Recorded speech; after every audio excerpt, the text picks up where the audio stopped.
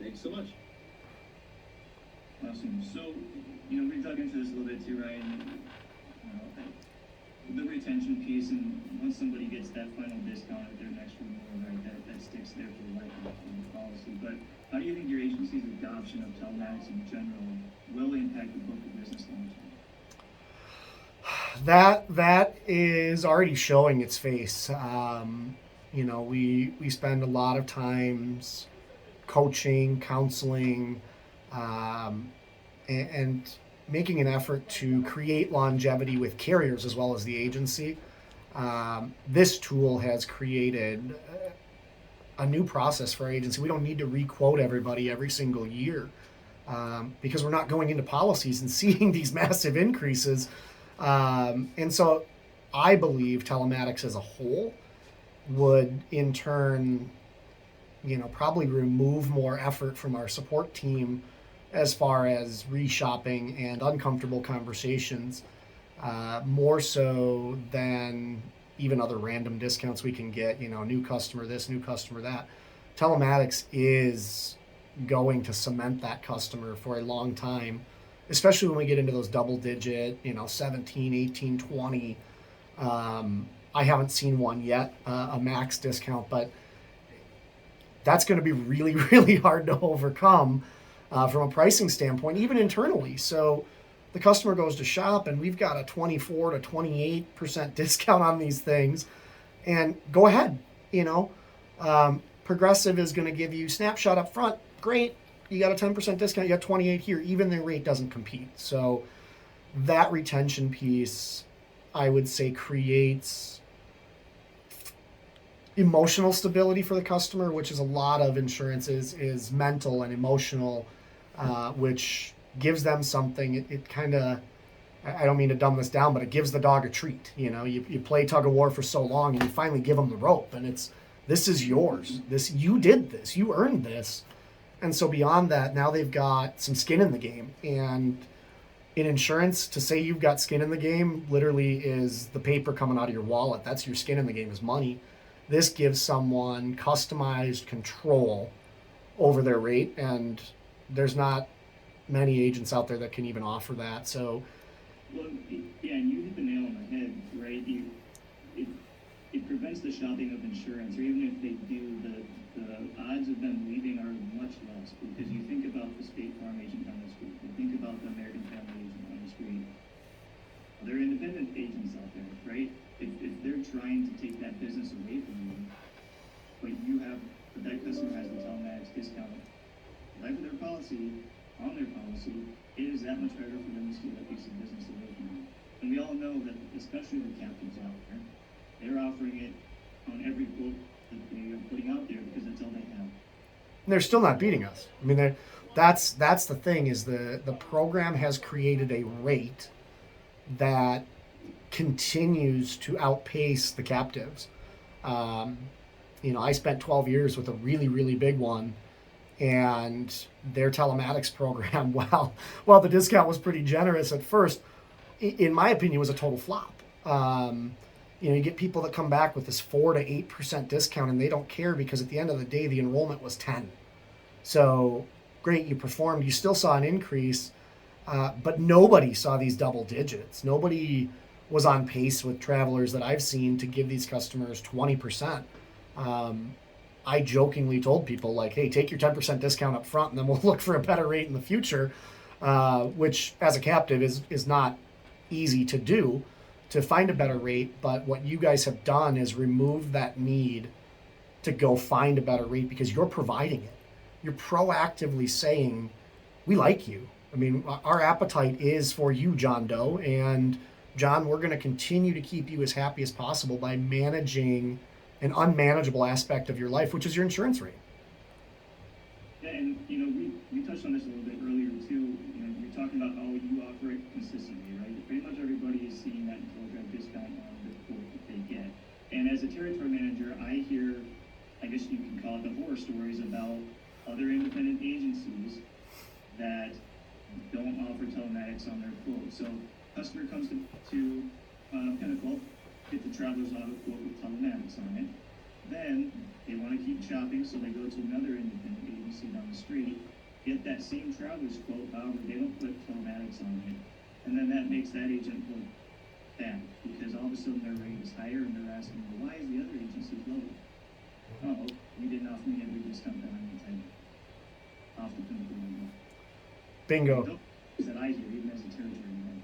Well, you and I have talked about it, Jake. I've sent you quotes to look at because we were concerned that maybe we missed something, right? Here, why is my rate so much better? And it's not only IntelliDrive, but knowing about IntelliDrive and staying in touch with the direction Travelers is heading, to your point, has put us in front of other independent agents time after time after time, and not by $5 a month, by hundreds of dollars a year, just by doing it right and adopting what you guys are offering to us as agents to help these customers. And while it's not good news for you, Jake, I love every chance I get to tear down another traveler's quote because it comes down to what you and I have talked about, which is how do we do this the right way for the customer and not being afraid as agents to advise and coach. This isn't 15 minutes, 15%. This isn't, not to attack anybody. It's not 25 minutes and 20%. It's build the relationship, earn your rate, and you earned it. Good job. Thanks so much for playing. And if the guy down the road didn't want to let you play the game, we're going to at least give you a ticket. Come on in, check it out. Yeah, and besides that, it's not telematics or IntelliDrive that is ultimately winning the business at your agency. We know the way you guys do business, the service that you guys provide, the extra mile that you guys go, the reviews you guys have on Google. I mean, the reviews and the customers that you have and the feedback speaks for itself. So while I could think that maybe an IntelliDrive or a competitive quote would help in that business, maybe but we know the service that you guys provide is ultimately what wins that customer. Well, thank you for that feedback. I appreciate it. Yeah, that's just being honest. We know that. So, begin to wrap up here, Ryan. Only one or two more questions that I think I have for you. Sure. On the IntelliDrive app specifically, are there unique features about it that you like best? And is it the app just easy to use? Do you feel it's easy to use? Do you like variables that we're rating on, such as distraction, top speed? Do you like that it's 90 days?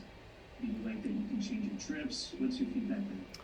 Yeah, your sample period, your trial period time, the requirement, huge to give someone a deadline.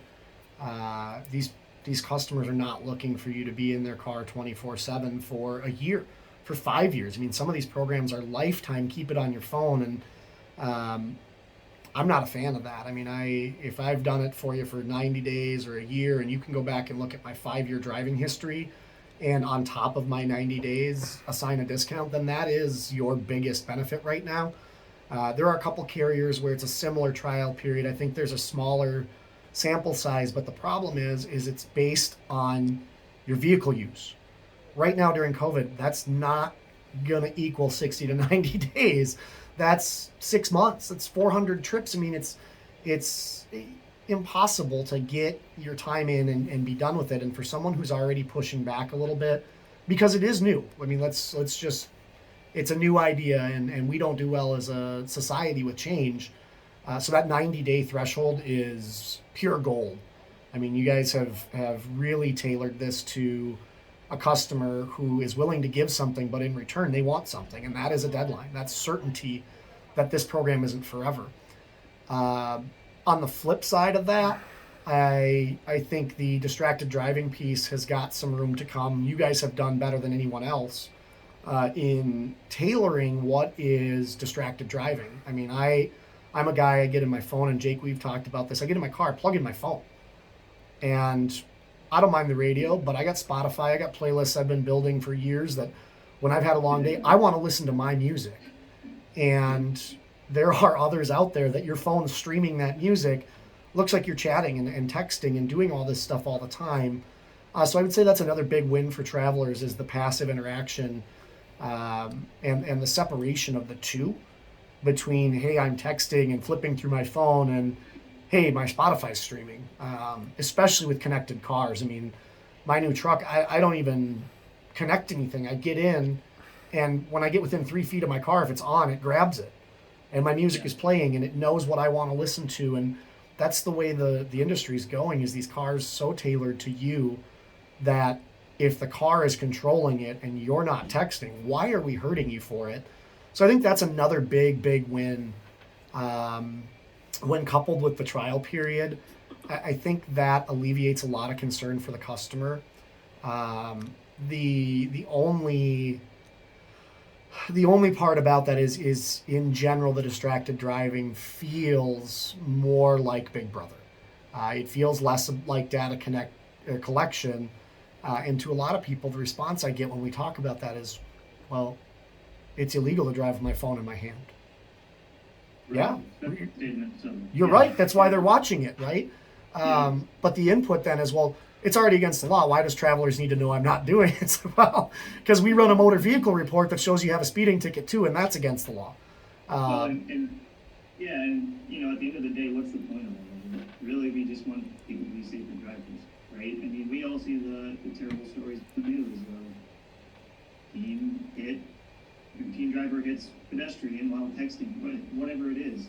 That's the leading cause. And while, to your point, it might feel a little bit more Big Brother-ish, ultimate goal is trying to get people to drive more safely and be conscious of what they're doing. At the end of the day, we're driving a motor vehicle that's thousands of pounds, and it's going to cause damage if you hit somebody or something.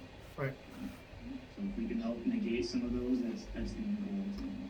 Yeah, and that's where the conversation with our customer comes back into empowering that customer, educating the customer to how insurance really works. I mean, you don't have to be a bad driver to see your rates go up, I promise. We've all been doing this for long enough to know that every 6 months, every year, we expect some sort of increase. And for the safe drivers out there, it's not you that's causing the increase.